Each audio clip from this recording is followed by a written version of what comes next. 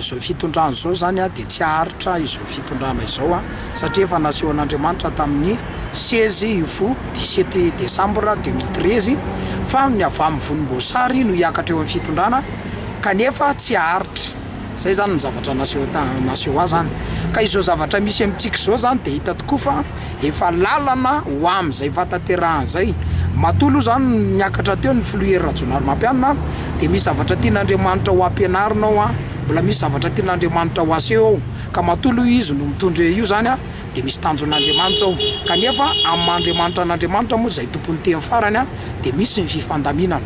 Ka izay naseho tamin'ny Novambra 2012 zay zany a no iandrasantsika zany amin'izao fotoana zao a de ny docteur Jean-Louis Robinson. Fahitana zay naseho an'Andriamanitra mihitsy tompoko io.